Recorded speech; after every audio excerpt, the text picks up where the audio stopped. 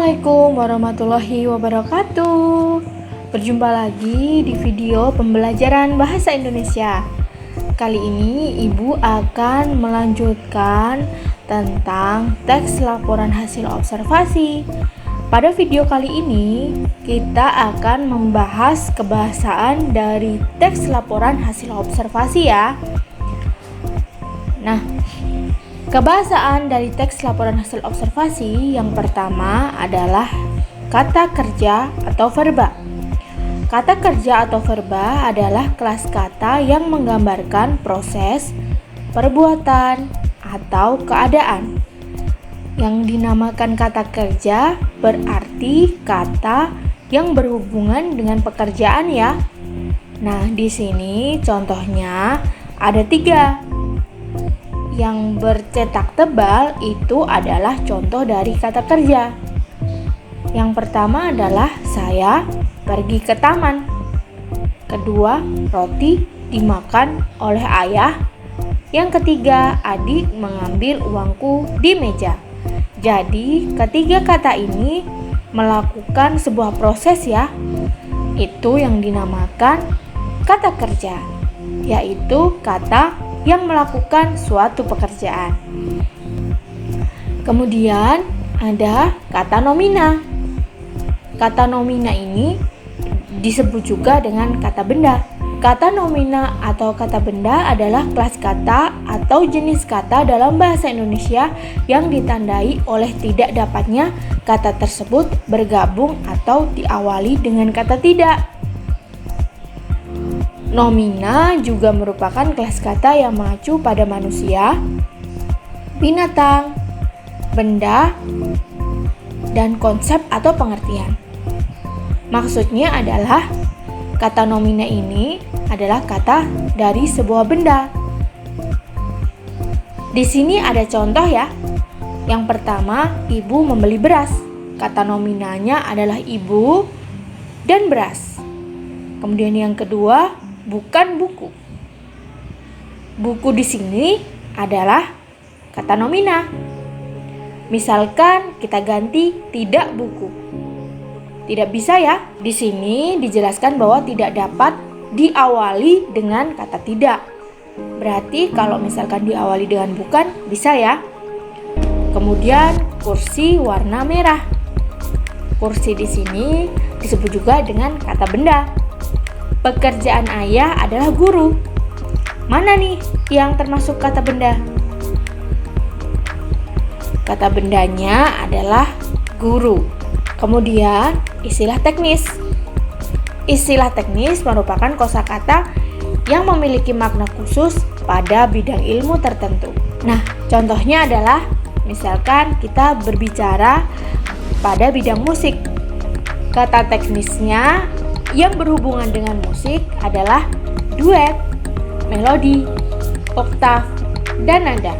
Kemudian, jika kita menuliskan laporan hasil observasi tentang pendidikan, maka kata-kata yang akan muncul adalah sekolah, mata pelajaran, buku bahan ajar, dan perpustakaan.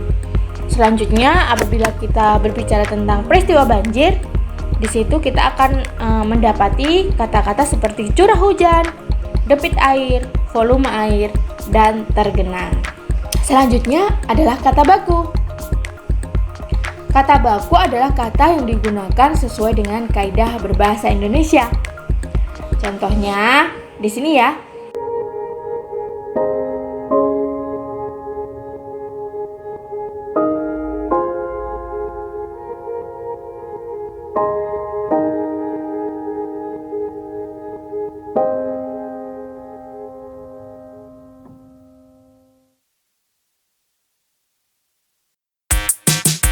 Kalimat definisi adalah suatu kalimat yang memberikan penjelasan umum tentang suatu benda, hal, aktivitas, dan lain-lain.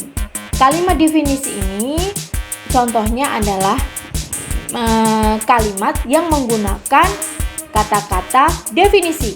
Kata-kata definisi itu apa aja? Kata-kata definisi yaitu yang pertama adalah, kedua yakni, yang ketiga yaitu, yang keempat merupakan, dan lain sebagainya. Itu yang dinamakan kata definisi. Kalau kalimat definisi itu penjabaran dari sesuatu hal atau kata benda yang akan kita definisikan.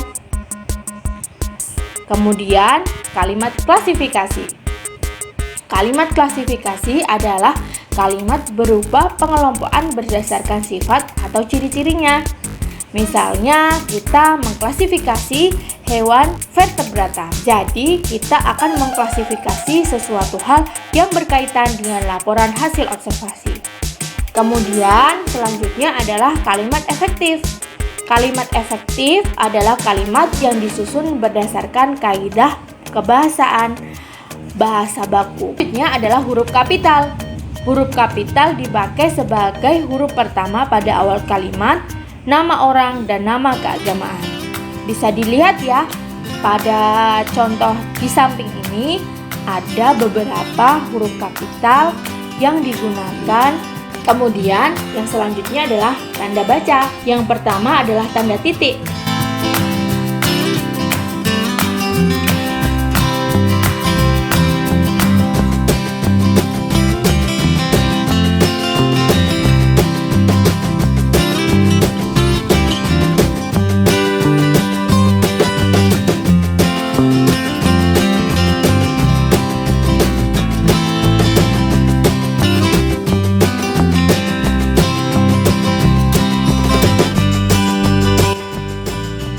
Yang kedua, tanda baca koma.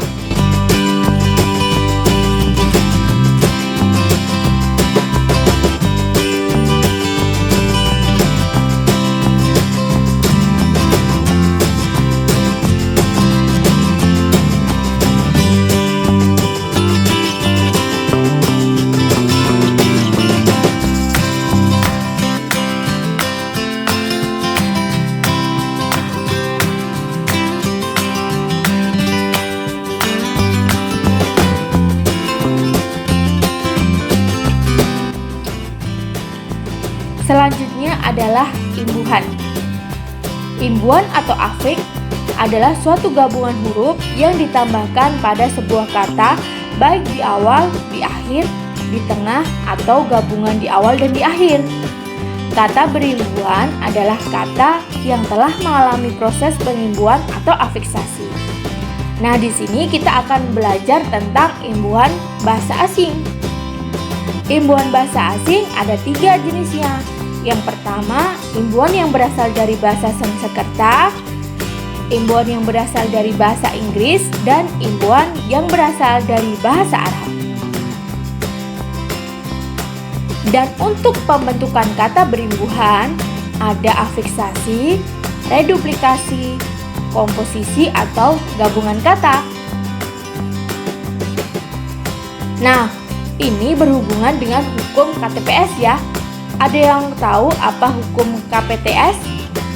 Hukum KPTS adalah hukum yang membuat kata kerja berawal K, P, T, dan S menjadi lebur ketika mendapatkan imbuhan me. Jadi untuk hukum KTPS sudah dijelaskan ya di awal waktu kita pembelajaran materi teks deskripsi. Itu tadi materi tentang kebahasaan dari teks laporan hasil observasi ya. Untuk materi ini adalah materi yang terakhir di semester 1. Sampai jumpa di tahun depan. Semoga kita bisa bertemu dan bertatap muka secara langsung. Wassalamualaikum warahmatullahi wabarakatuh.